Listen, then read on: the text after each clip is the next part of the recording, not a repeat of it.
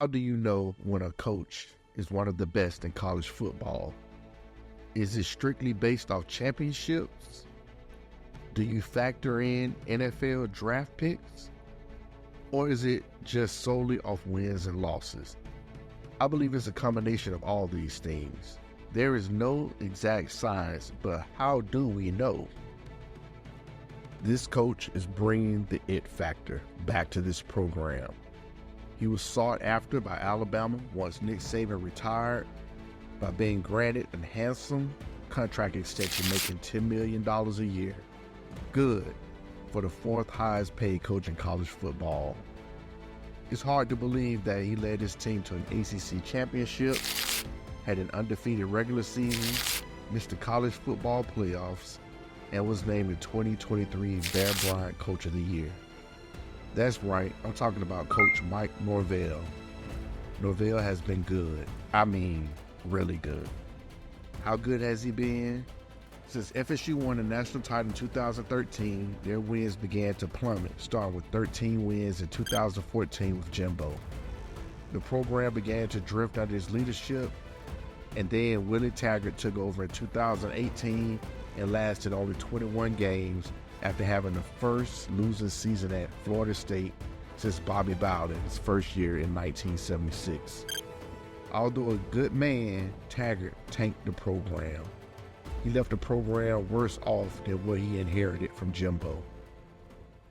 With the coaching search headlining with names like Coach Prime, Bob Stoops, Mark Stoops, Matt Campbell, Gus Malzahn, Brian Kelly, and Jack Del Rio, to name a few. The administration went for a young coach out of Memphis, Mike Norvell, and haven't looked back since. He has taken Florida State from the bottom of Lake Hall back to the top of college football. Here's a number for you, 23. If you want to truly appreciate Norvell's impact, here it is. 23 wins in the past 2 years at Florida State, a program that had just won 26 games total in the previous 5 seasons. This turnaround in terms of wins, talent, and culture is genuinely remarkable. Plus, he owns the state of Florida by defeating both Florida and Miami. Is Florida State here to stay with a return to the old glory days? We will discuss. And we have the right people in place, and we definitely have the right young men to help continue to help this program get to where it deserves to be. Whichever side of the fence you were on, whether the Noles deserved or didn't deserve a playoff bid, you cannot question the job Norvell did last season. Simply put, he was the best coach in college football last year while elevating his team to a college football contender. One exceptional thing Norvell excels at is the transfer portal and NIL. FSU is nailing the transfer portal. Check out all the transfers from last year. 9 players drafted from FSU were out of the portal.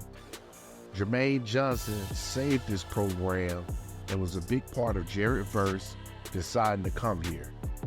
I would rather have Keon Coleman and Johnny Wilson over 2 5-star unproven high schoolers. Norvell's doing it again with the addition of Oregon State transfer DJ Uiagalelei, as the Seminoles are looking to replace Heisman finalist Jordan Travis under center. There has been fierce competition between DJU and sophomore Brock Glenn, who has made major improvements in his game this past offseason.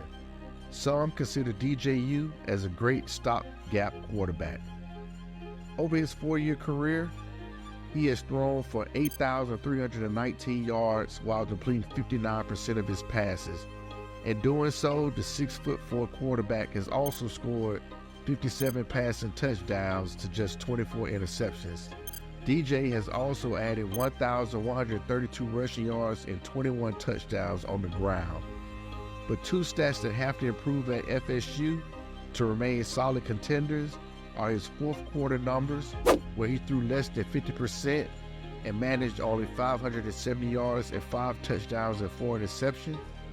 And also against top 25 competition, he threw for 854 yards, had a 53.9 completion percentage with just 4 touchdowns and 4 interceptions. Other key pickups from the portal are running back Roydell Williams, wide receiver Malik Benson, and defensive lineman Marvin Jones Jr.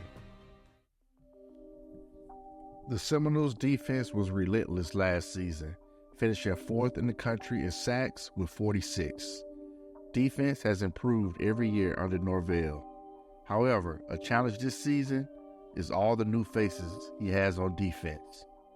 Florida State lost its top 2 linebackers and tacklers in Kalen DeLoach and Tatum Bethune, in addition to his sack leader in Jared Verse. Those 3 were important players for the Seminoles, particularly DeLoach, who did just about everything as the heart of the defense a year ago with 10.5 tackles for loss, an interception, and 2 forced fumbles. But they got a lot of pieces now they're having to replenish and replace. Florida State is 83rd in the country in returning production.